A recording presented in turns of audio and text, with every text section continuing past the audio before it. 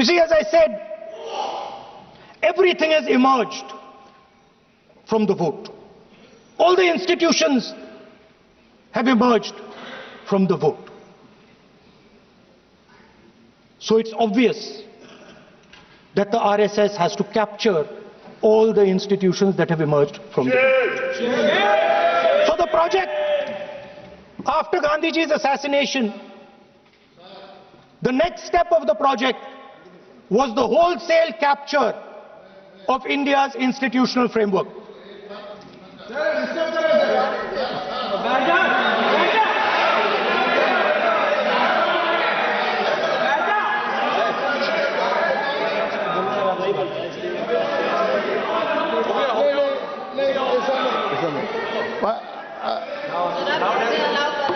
So what is this, sir?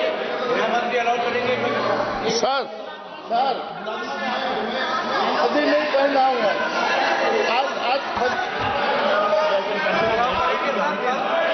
I'm doing. मैं बुलाता हूँ। प्लीज बैठिए। So, please.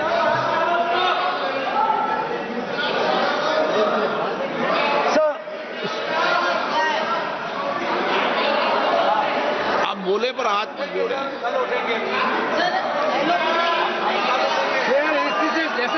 Sir, these are uncomfortable truths, but they have to be spoken.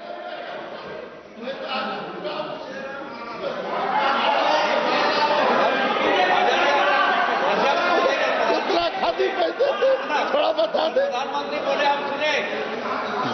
So these are uncomfortable truths, but they have to be spoken. My friends don't like the connections I'm making. They're disturbed by them. It's obvious. Speaker, sir, so after the father of the nation was assassinated, his vision of an equal India, of an India where institutions belong to the people, had to be destroyed. And so the process started, and the RSS attempted to capture one institution after the other. And I will give some examples so that it is crystal clear that this is the case. Everybody knows how vice chancellors are placed on top of Indian universities today. Every single person knows this. You go to any university, you speak to any youngster in India, he will tell you that it does not matter whether the professor has qualifications, it does not matter whether the professor has a scientific temperament. The only thing that matters is the professor belongs. माननीय सदस्य, एक minute, माननीय सदस्य, चुनाव सुधारों पर चर्चा हो रही है। सर, ये मैं उसी पे कर रहा हूँ। आप किसी भी संगठन का नाम जो इस हाउस में उसका नाम ले। एलओपी है तो इसका मतलब ये नहीं है। एलओपी का मतलब नहीं है, आप जनरल बात बोलो। आप राष्ट्रपति भाषण में बोलिए जनरल बात। सर, हम लोग सुनना चाहते हैं। सर, स्पीकर सर, हम लोग सुनेंगे शांति से। हम लोग शांति से सुनना चाहते हैं और ये आप लोग सुनिए ना क्या कहना चाहते हैं। धमकी देंगे आप? हम लोग सुनने के लिए बैठा है। अभी तक नेता प्रतिपक्ष एक शब्द चुनाव सुधार पे अभी तक आया ही नहीं है। संसदीय कार्य मंत्री बोल रहे हैं। मैं स्पीकर का परमिशन से ही बोल रहा हूँ। हम सुनने के लिए बैठे हैं। अरे हम सुनने के लिए बैठे हैं। नेता प्रतिपक्ष चुनाव सुधार के लिए जो सुझाव देंगे सुनने के लिए तो हम बैठे हैं, लेकिन चुनाव सुधार को नहीं बोलते हुए कहा जो इस सदन से कोई वास्ता नहीं, जो संगठन उसका कहानी किसी और का बोलना ये कोई उचित नहीं है। समय बहुमूल्य है, समय का मर्यादा भी है। सबका सब यहाँ सुनने के लिए बैठे हैं और ये समय बहुत कीमती है, इसलिए हर एक पल अच्छा शब्दों का कोई अच्छा ज्ञान दे, सुझाव दे, सुनने के लिए हम लोग बैठे हैं।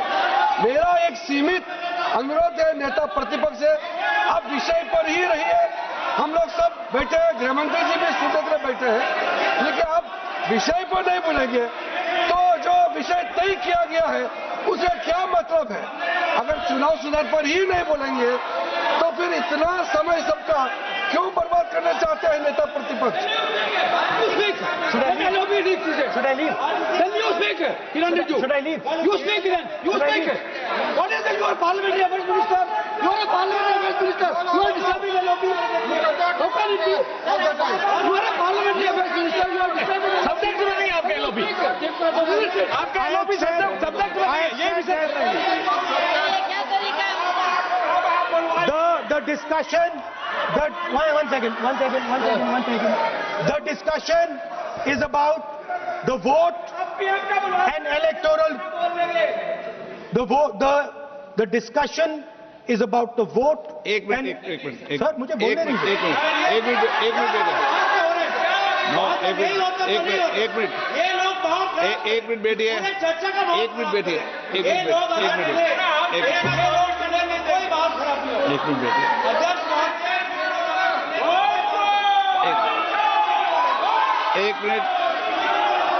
एक मिनट बैठिए. माननीय सदस्य में बैठे अनऑफिशियली बोल रहे हैं, उस विषय बोल रहे हैं. सदन की गरिमा को बनाए रखें. आसन को चुनौती देने का प्रयास मत करिए, ये ठीक नहीं है.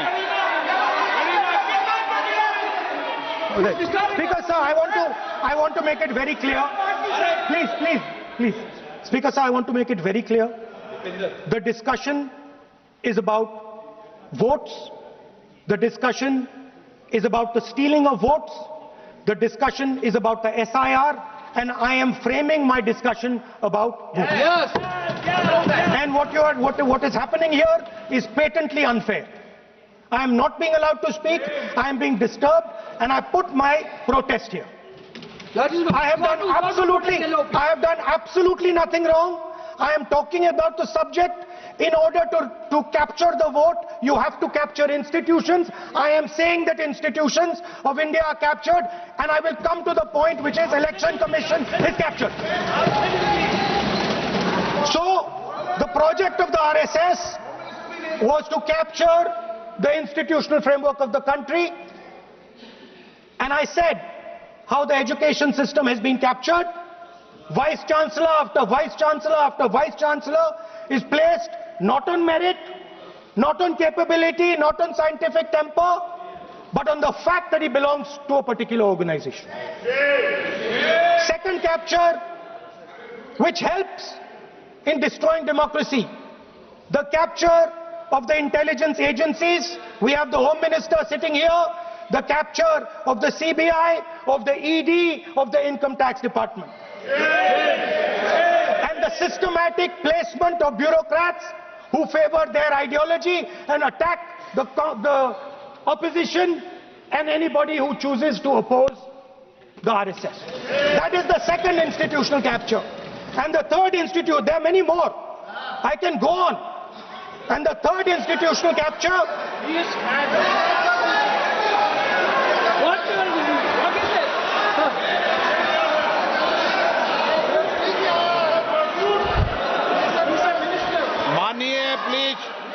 प्लीज मानिए.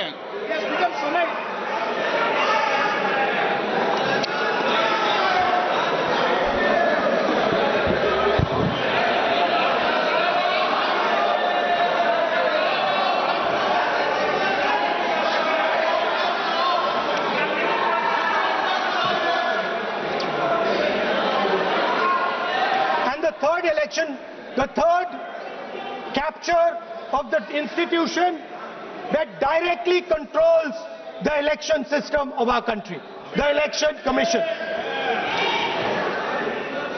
Now, I am not saying this without proof. I have put forth adequate proof about how the Election Commission is colluding with those in power to shape the elections. But I want to ask three questions first, which will make it very clear that the BJP is directing and using the Election Commission to damage India's democracy. The first question, why is it that the CJI was removed from the selection panel of the Election Commissioner? What motivation could there be to remove the CJI? Do we not believe in the CJI? Of course we believe in the CJI. Why is he not in that room? I sit in that room. It is so-called a democratic decision. On one side, Prime Minister Narendra Modi and Mr. Amit Shah. On the other side, the leader of the opposition. I have no voice in that room. What they decide is what happens. So the first question, why is the Prime Minister and Amit Shah so keen on choosing exactly who the election commissioner is going to be? Second question, and even more devastating question, no Prime Minister has done this in the history of India. In December 2023, this government changed the law. They changed the law to make sure that no election commissioner could be punished for any action they take while they are election commissioner. Yes. Immunity. Why would the Prime Minister and Home Minister give this gift of immunity to the election commissioner? Why would they need to give this tremendous gift that no Prime Minister has given ever before to the election commissioner? Yes. Mr. Shah is looking into the ceiling. Maybe he will answer this question when he speaks. And finally, why was the law with regards to CCTVs and the data that they contain changed? Why was a law put in place that allows the election commission to destroy CCTV footage 45 days after the election? What is the need? The answer given is it is a question of data. It is not a question of data. It is a question of stealing the election. Now, what is the result of this institutional capture? What is the result of controlling the Chief Election Commissioner and the Election Commission? First of all, we have a set of election campaigns that are tailored for the Prime Minister. 3-month, 4-month, 5-month long campaigns are taking place so that the Prime Minister's schedule can be fitted in to the program. Second, we have a Brazilian woman who appears 22 times on the voter list of Haryana.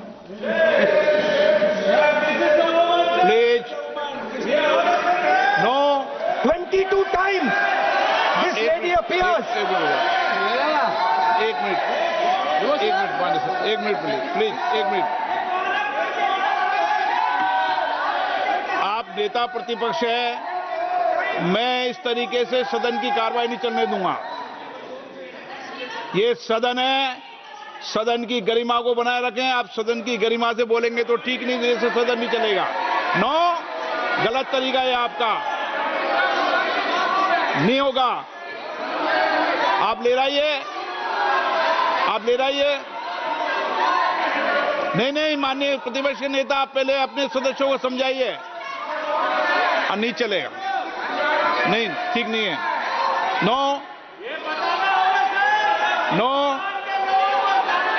नहीं, बिल्कुल नहीं चलेगा. अगर आप sir माननीय प्रतिपक्ष के नेता, आप अपने सदस्यों को गरिमा समझाइए. सर, बट ये तरीका आप इतने सालों तक यहाँ पर हैं, ये तरीका उचित है क्या? सर, विरोध का तरीका होता है, लेकिन ये उचित तरीका नहीं है. तरीका इधर भी हो. नो, उधर का तरीका क्या है सर? नो, सबका तरीका उधर से होगा, उधर से भी बोलेंगे, इधर से बोलेंगे, सब जगह से बोलेंगे.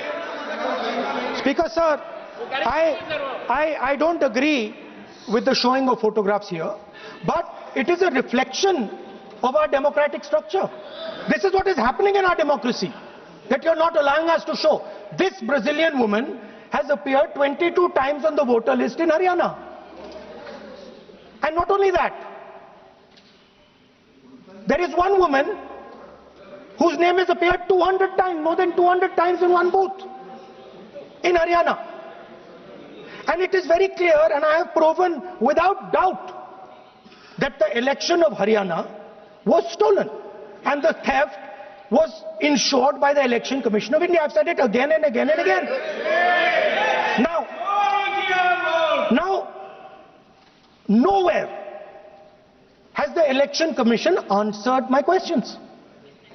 The Election Commission has not told me why this lady's picture has appeared on the polling list. They have not told me why lakhs and lakhs of duplicate voters are existing. They have not told me why a BJP leader is coming from Uttar Pradesh to vote in Haryana. These are straightforward questions. And there is clear proof which I have put in front of the country. Right? But the Election Commission has no answer to these questions. And that is the result of the complete capture of the Election Commission by the people across the aisle. By the way, you're talking about SIR in Bihar. Let me say something about SIR in Bihar.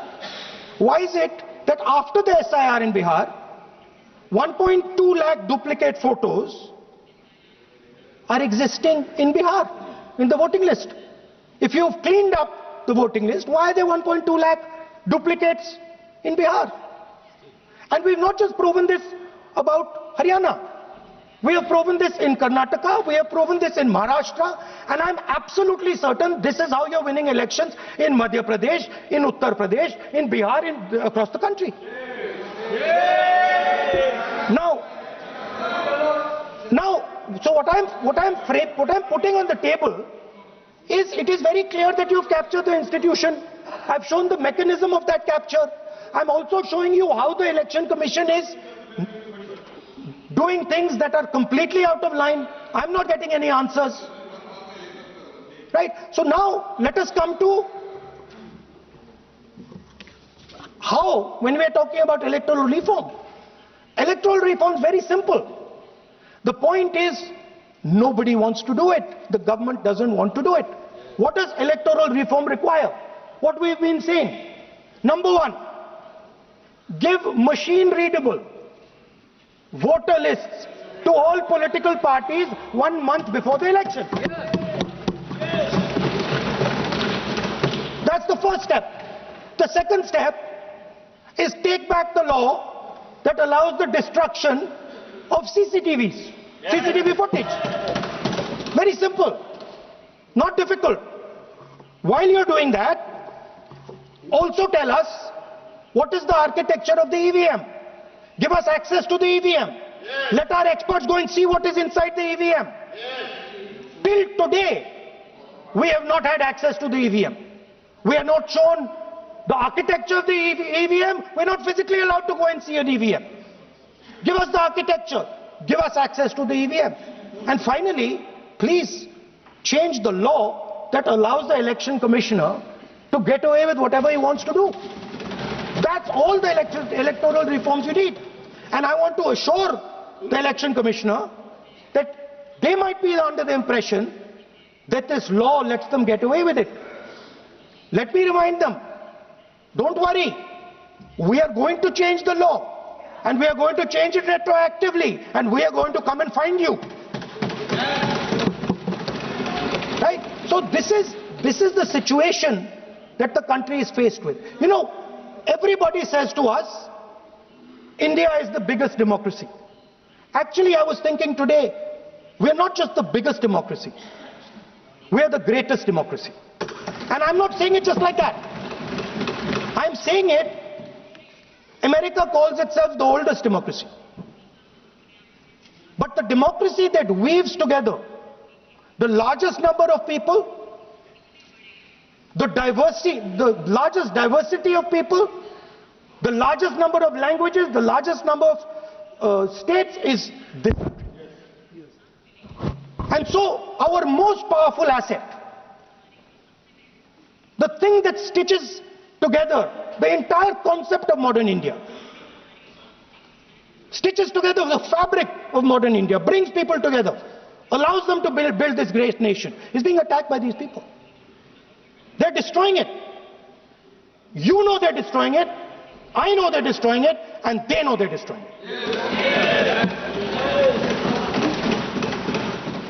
And I'd like to conclude by saying that the biggest anti-national act you can do is vote chori. There is no bigger anti-national act that you can do than vote chori. Because when you destroy the vote, you destroy the fabric of this country. You destroy modern India, you destroy the idea of India. So I'd like to conclude by saying vote chori is an anti-national act, and those across the aisle are doing an anti-national act. Thank you.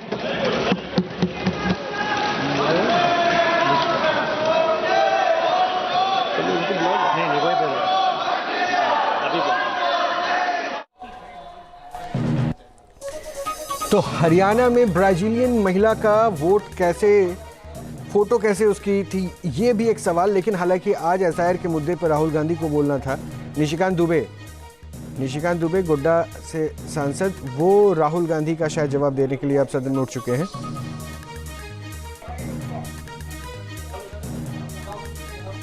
से मुझे लड़खड़ाती भी नजर आई सभापति महोदय, ये संविधान की बात करती हुई नजर आई। और मैं 1976 का ये पूरा डिबेट लेकर आया। ये संविधान कैसे कांग्रेस ने तार-तार किया, इसका कोई जवाब नहीं। केवल संविधान की ऐसे किताब नहीं होता है कि शिकारी आएगा, जाल बिछाएगा, दाना डालेगा, उसमें कोई फंसना नहीं। उसी तरह से सभी जो है फंस गए चिड़िया। ये संविधान का किताब जो है राहुल गांधी और उनकी पार्टी के लिए केवल एक उसी प्रकार की कहावत है। सभापति महोदय, आप ये समझें, ये 76 में स्वर्ण सिंह की कमेटी बनी 1975 में। उन्होंने सारे इंस्टीट्यूशन को खत्म कर दिया अध्यक्ष महोदय, जिसके लिए आज फिर से लगे हुए हैं। इस संविधान में 121 बार राष्ट्रपति का जिक्र है। इस संविधान में 121 बार राष्ट्रपति महोदय का जिक्र है। आपको आश्चर्य होगा कि एक संशोधन के माध्यम से राष्ट्रपति के सारे अधिकार को कांग्रेस ने खत्म कर दिया। राष्ट्रपति रबर स्टांप हो गया। राष्ट्रपति जो कैबिनेट कह कर देगी उस पर मोहर मारना उसका अंतिम।